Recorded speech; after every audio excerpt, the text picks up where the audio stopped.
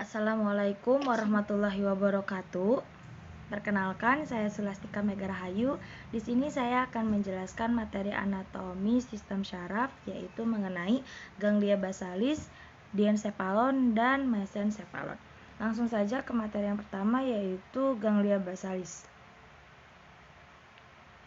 Ini yang ada oranye-oranye, yang di bawah gambar kedua itu adalah gambar dari ganglia basalis dan juga talamus. Nah, gambar ini dilihat dari sisi kiri. Gambar ini memperlihatkan hubungan topografik antara ventriculus lateralis, nucleus caudatus, corpus amygdaloideum, dan putamen, dan juga ada globus pallidus dan talamus. Nuklei ini secara kolektif, secara keseluruhan dinamakan dengan ganglia basalis.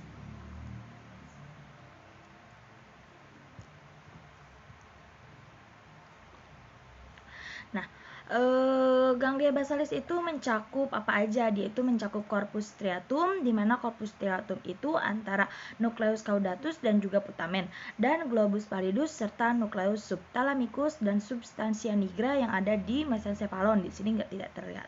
Nah, ganglia basalis sendiri apa? Yaitu dia merupakan bagian integral dari berbagai macam lengkung umpan balik kortikal, yaitu dari korteks ke ganglia basalis, lalu ke talamus, lalu ke korteks lagi, dan berpartisipasi dalam keluaran motorik dari korteks. Nah, fungsi utamanya apa? Dia itu memodulasi aktivitas motorik berupa kekuatan, arah, rentang gerakan, dan lain-lain. Nah, impuls yang mencapai ganglia basalis dimodulasi sehingga secara langsung memperkuat, atau secara tidak langsung dia tuh menghambat aktivitas motorik itu. Kemudian selanjutnya adalah diencephalon.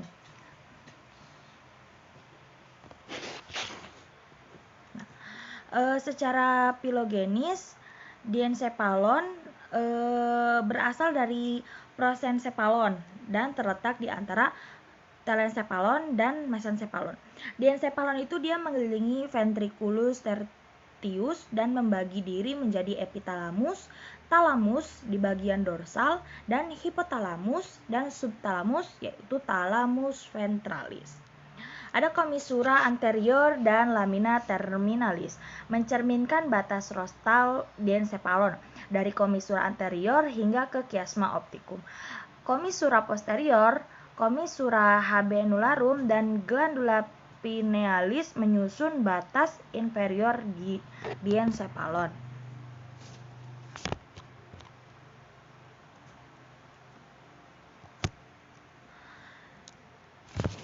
Selanjutnya yaitu epitalamus, bagian dari diencephalon. Epitalamus tersusun atas striae medullares thalami, habenulae nuclei habenulares, commissura habenularum, commissura posterior atau epithalamica, area protectalis, dan glandula pinealis. Itu adalah struktur dari epitalamus. Lebih jelasnya bisa dibaca di buku. Nah, produksi melatonin di dalam pinealosit glandula pinealis ini dipengaruhi oleh cahaya.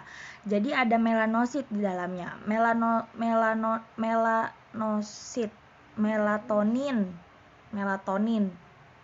Melatonin merupakan regulator irama sirkadian yang sangat penting dan bekerja dengan mempengaruhi fungsi organ endokrin lain.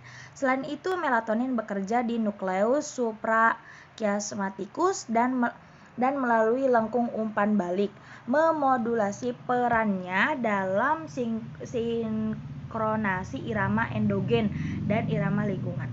Rangkaian sirkuit dimulai dari fotoreseptor retina yang mengirim sinyal ke nukleus suprachiasmaticus di hipotalamus atau disebut tractus retinohipothalamicus. Informasi ini diteruskan ke nukleus paraventricularis di hipotalamus, dan dari sini diteruskan ke ganglion cervicale superius sistem simpatik dan mencapai pinealosit di glandula pinealis. Produksi melatonin ini dia akan meningkat di tengah kegelapan atau di malam hari. Itu Lebih jelasnya lagi bisa dibaca di buku. Lalu ini adalah diencephalon dari berbagai potongan. Ada potongan horizontal. Yang A ini dilihat dari potongan horizontal melalui hemisferium cerebri kiri. Yang ini yang B, hemisferium cerebri kiri dilihat dari sisi kiri. Yang C-nya hemisferium cerebri kanan dilihat dari medial. Yang D, kedua talami terlihat dari sudut oblik superior. Nah, tadi epitalamus, sekarang talamus.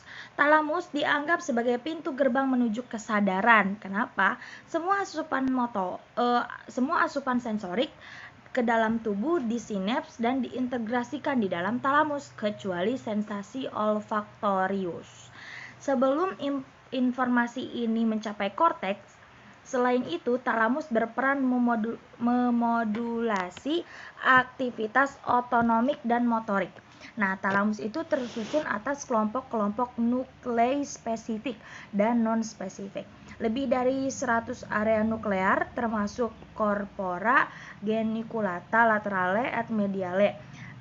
Nah, bisa dilihat di jalur visual dan auditorik. Selanjutnya, nuklei talami yang spesifik itu ada paleotalamus, terhubung dengan regio kortikal yang jelas.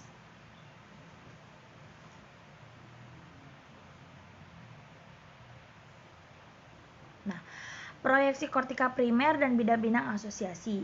Lalu ada nuklei talami yang non-spesifik, yaitu trunkotalamus, terproyeksi secara luas ke dalam trunkus ensefali dan secara difus ke dalam beberapa area korteks. Nah, selanjutnya ini ada masih talamus, gambaran dari talamus. Ini gambaran dari integrasinya. Ini hipotalamus dan hipofisis. Yang di dalam ini.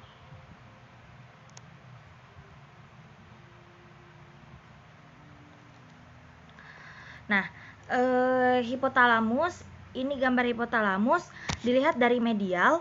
Gambaran umum nuklei diperlihatkan secara translusen.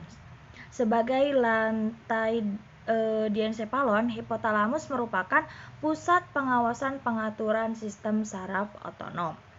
Nah, hipotalamus itu tersusun atas berbagai kelompok nuklei yang menurut lokasinya terbagi menjadi nuklei anterior, intermedia, et posterior hipotalami. Saya akan jelaskan satu persatu ya. Yang pertama, nuklei anterior hipotalami terdiri dari nukleus suprachiasmaticus, yaitu pemacu laju utama bagi sirkandian, siklus tidur bangun, suhu tubuh, tekanan darah. Nah, nuklei paraventricularis et supraopticus yaitu untuk produksi hormon antidiuretik atau ADH dan oksitosin serta transport aksonal. Nah, ada yaitu truncus hypothalamo-hypophysalis ke neurohipofisis, dan nuklei preoptici yaitu berperan dalam pengaturan tekanan darah, suhu tubuh, perilaku seks, siklus menstruasi, dan gonadotropin. Itu adalah beberapa nuklei yang ada di nukleus anterior di hipotalamus. Ini kan menurut letak posisi letak lokasinya ya. Ada yang di anterior, intermedia, dan posterior. Nah, yang di anterior itu yang tadi saya sebutkan. Selanjutnya yaitu di intermedia. Nah, nuklei di intermedia hipotalami itu terdiri dari atas apa aja? Yaitu ada nuklei tuberales, dorsomedialis, ada ventromedialis, et aquatus atau dari infundibularis ke semilunaris. Nah, itu untuk produksi dan sekresi hormon pelepas dan penghambat pelepasan. Berperan mengatur asupan air dan makanan. Lalu di nuklei posterior hipotalami terdiri atas nuklei corporis mammillaris di dalam corpora mammillaria yang terintegrasi ke dalam sistem limbik karena mendapat serabut aferen dari fornix dan memproyeksi serabut eferen ke talamus, yaitu fasciculus mammilothalamicus. Nuklei ini memodulasi fungsi seks dan berperan penting dalam aktivitas yang terkait dengan ingatan dan emosi. Nuklei ini terhubung dengan tegmentum mesencephaly via fasciculus mammilotegmentalis. Di kaudal atau di bagian bawah hipotalamus itu ada infundibulum atau tangkai hipofisis. Dia itu menghubungkan hipofisis dengan bagian hipotalamus yang lain. Nah,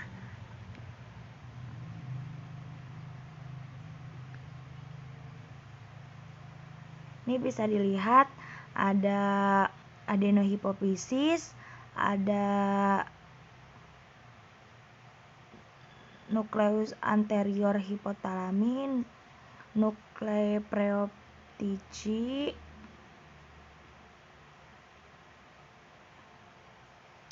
nah selanjutnya hipofisis itu terbagi menjadi lobus anterior yaitu adenohipofisis ini,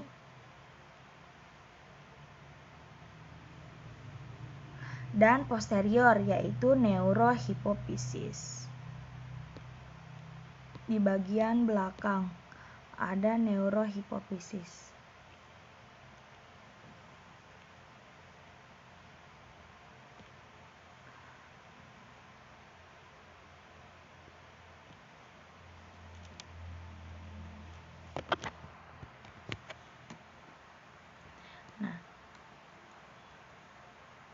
Selanjutnya setelah diencephalon yang tadi bagian-bagiannya sudah saya jelaskan yaitu ada epitalamus, talamus, hipotalamus hingga hipofisis. Nah, selanjutnya adalah mesencephalon.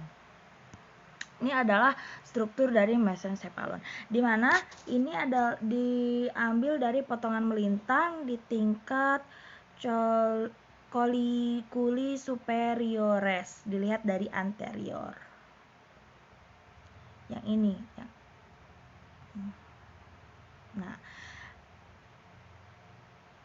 mesencephalon itu dia terdiri atas basis, tegmentum et tectum mesencephaly dan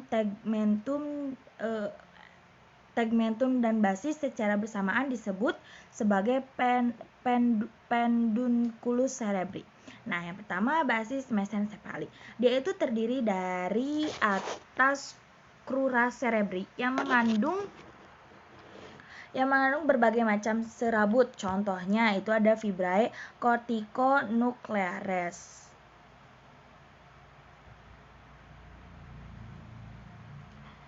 Ini ada tectum, colliculus superior.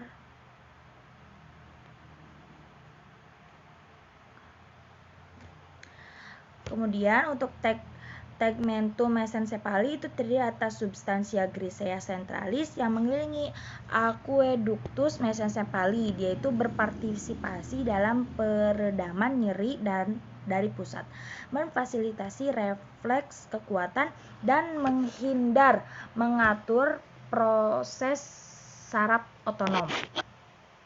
Ini aqueductus mesencephaly yang di tengah-tengah.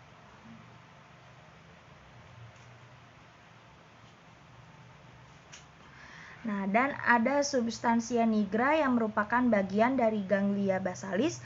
Dia itu struktur tambahan bagi tegmentum ada struktur tambahan bagi tegmentum mesencephaly, meliputi apa aja?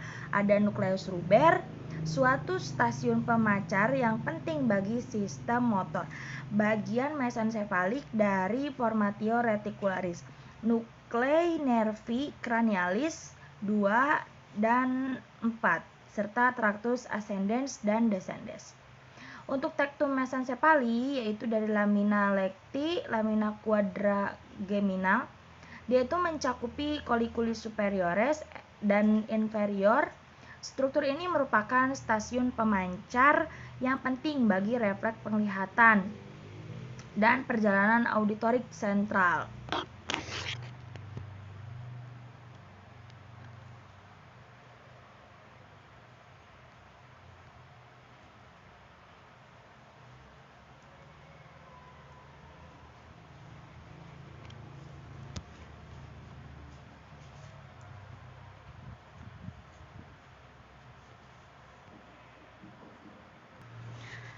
Nah, untuk